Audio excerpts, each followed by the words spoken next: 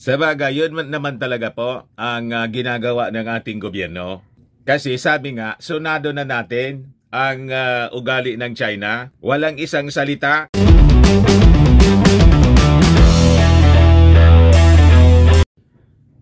Kahit mga kababayan, palagi tayong niloloko at binubuli ng China, kinausap pa rin ng ating Pangulong BBM, si Xi Jinping, yung kaibigan po ni Mao Diggs. O yan po, when Marcos met Xi Jinping, easing tension in South China Sea, discussed. Ano niya, Mr. Marabilla, sa tingin mo? Sincero ba sa pakikipag-usap itong si Xi Jinping? Yung ating Pangulong Bongbong Marcos, yun ang masasabi nating sincero. Pero ang pagmumukhang ito, kaduda-duda po. Diba? Tingnan ninyo, mga kababayan, si Xi Jinping. Pero sabi ng ating Pangulong Bongbong Marcos, they agree daw, mga kababayan, na yung issue sa WPS, not the defining element sa relasyon ng dalawang bansa. Di ano niya, Mr. Maravillas, makakaasa ba tayo na hindi na tayo bombahin ng water cannon, yung ating resupply mission?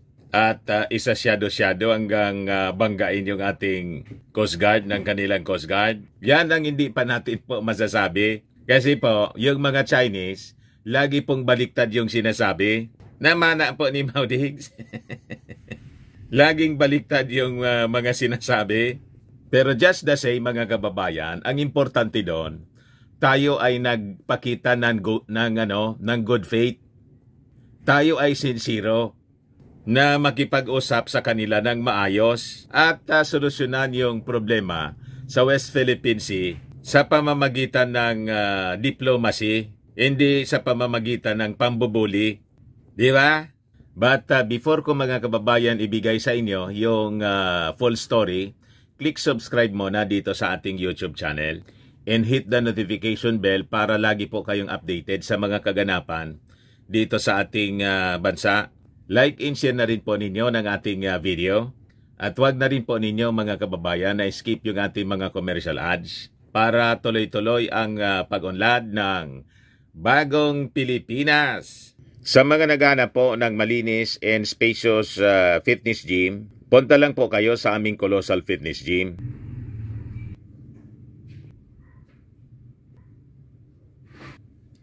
We also offer Grab car rental po with our brand new 2023 model ng Toyota Innova.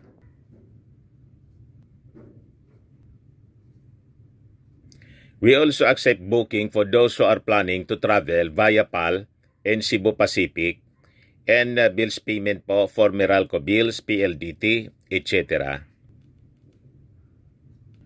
Ang Colossal Fitness Gym is located at 3rd floor, Security Bank Building, Lanco Business Park, Legazpi City, Albay.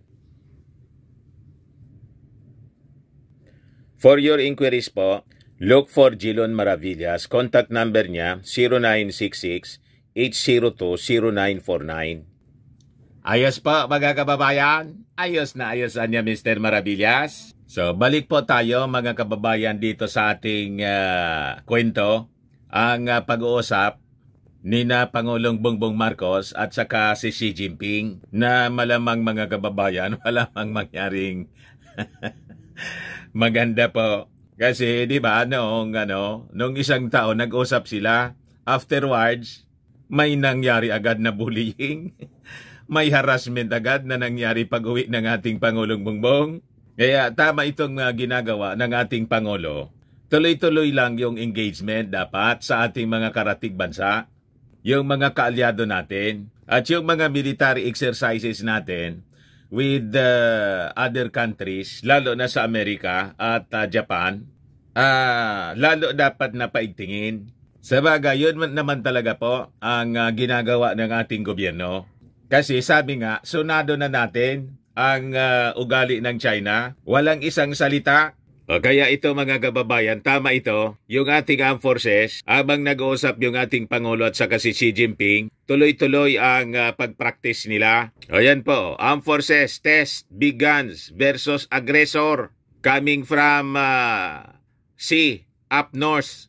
Practice lang tayo mga kababayan palagi. Sabi dyan sa balita, troops from different units of the armed forces of the Philippines staged live fire exercises on the coast of Ilocos Norte near the country's western tip, simulating defensive action against an aggressor coming from the sea. Aggressor coming from the sea? Sino pa man po yung tinutumbok ng practice na to, ng military exercise, kung hindi yung China? Pero siyempre, di man natin sinasabi.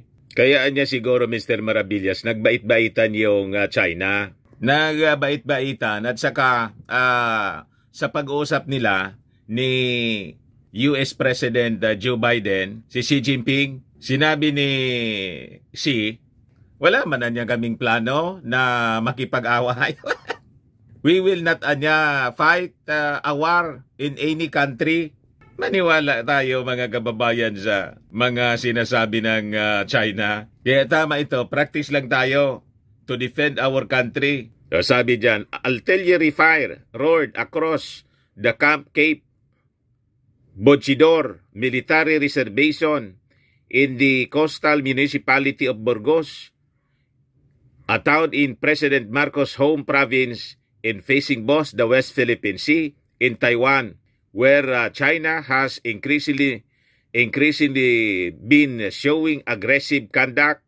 Ang tawag mga kababayan dito, dagat, langit, lupa, yung military exercise. Yan po mga kababayan, live fire military exercise po ito. Habang yung ating Pangulong Bongbong Marcos kausap si President Xi.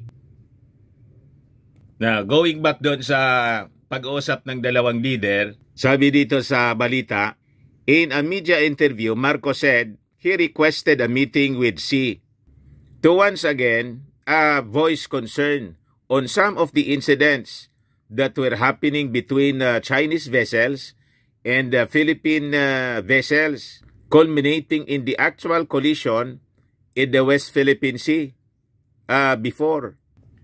Sabi ng ating Pangulo that he is optimistic that Manila and Beijing would find ways to avoid similar incidents in the future, as well as to move forward from this situation. So, makikita ninyo dito mga kababayan ang kababaang loob ng ating Pangulong Bongbong Marcos. Siya pa mismo yung nag-request for a meeting with President Xi para hanapan po ng solusyon itong problema natin dito at bumaba yung tension. Di ba maganda mga kababayan yung gesture ng ating Pangulong Bongbong? Hindi kasi palaawa yung ating Pangulo. So sabi niya, essentially we tried to come up with mechanisms to lower the tensions in the South China Sea. That's essentially the message that we spoke of each other. But nonetheless, the problems remain. It's something that we will need to continue to communicate to find ways to avoid such incidents. And of course, as ever, whether this issue comes up, I always bring up the plight of our fishermen. So sabi ng ating Pangulong Bongbong Marcos, sinabi niya kay President Xi, pag-usapan natin yung tungkol sa fishing rights, kung saan balik tayo sa dating sitwasyon natin noong panahon na masaya lang ang bawat isa sa atin. Inahayaan yung mga mangingisdang Chinese na makapaghanap buhay, inahayaan din yung mga Filipino fishermen na makapanghuli ng isda dito sa West Philippine Sea. So Marcos said he and Xi agreed that the present challenges in the South China Sea concerning the Philippines and China should not be the defining element ng ating relasyon.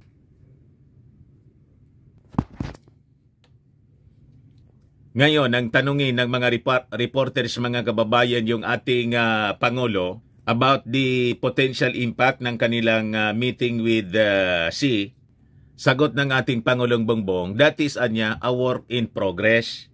Hindi man sinabi ng ating Pangulong Bongbong kung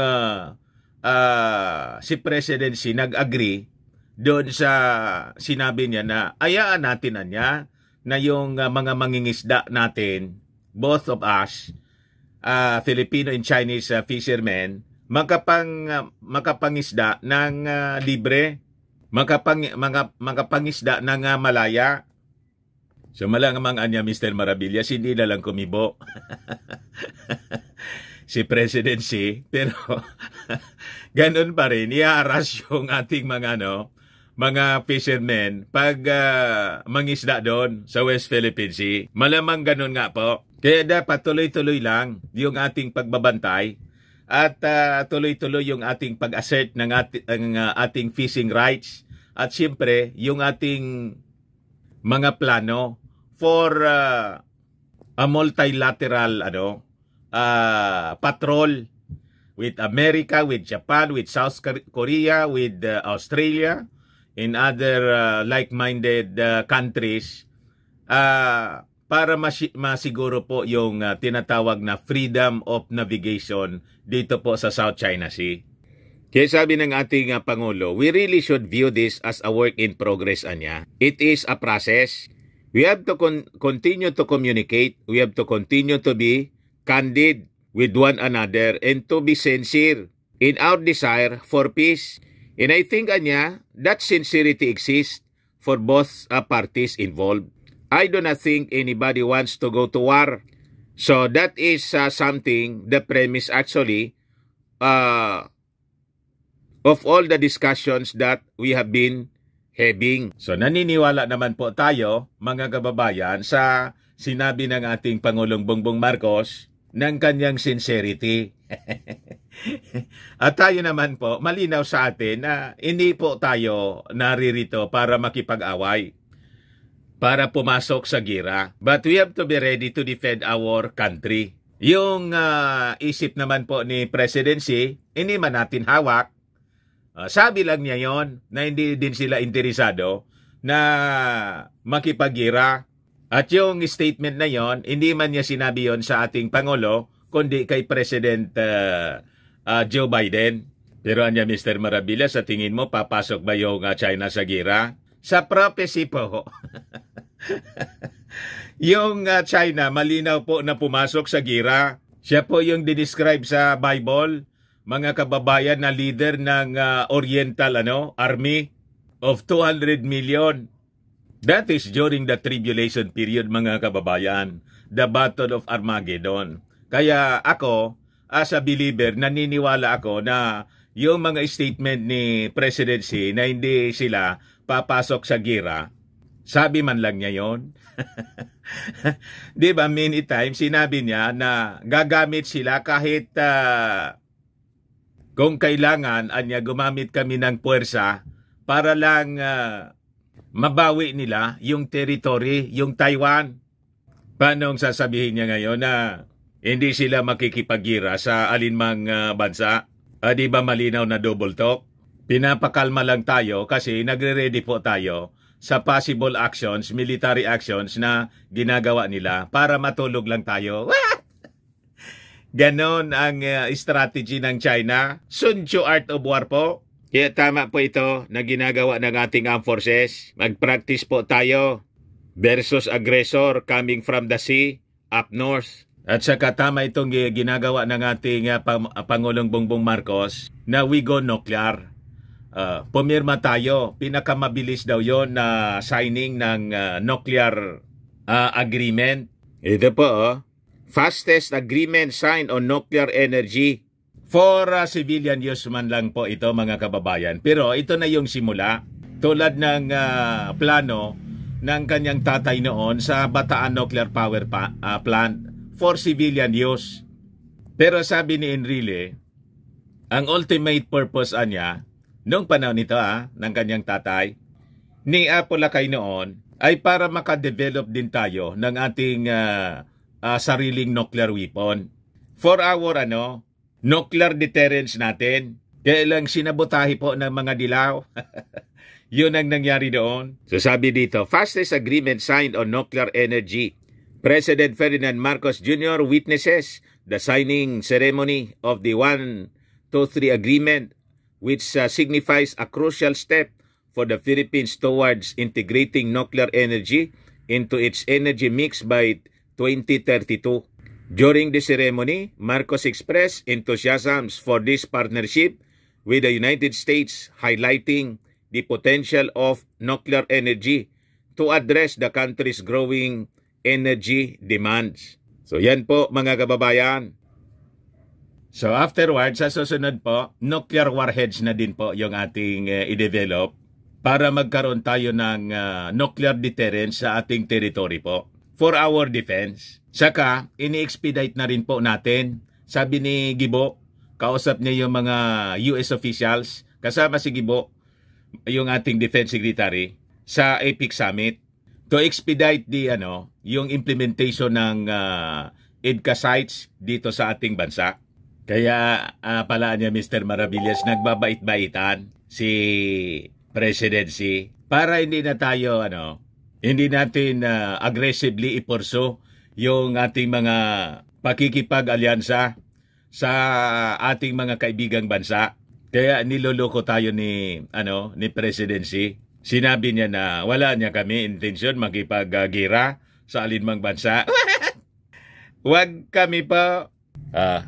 Yan man lang po. Baka lang gusto ninyo itong itry Firmax Firming and Lifting Cream.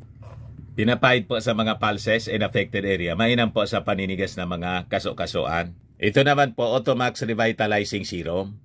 Sa mukha yung application, anti-aging po siya. You will look 10 years younger than your age. Sa mga cancer patients naman po, baka lang gusto ninyo itong itry. Nengxia Red Mixed Fruit Drink.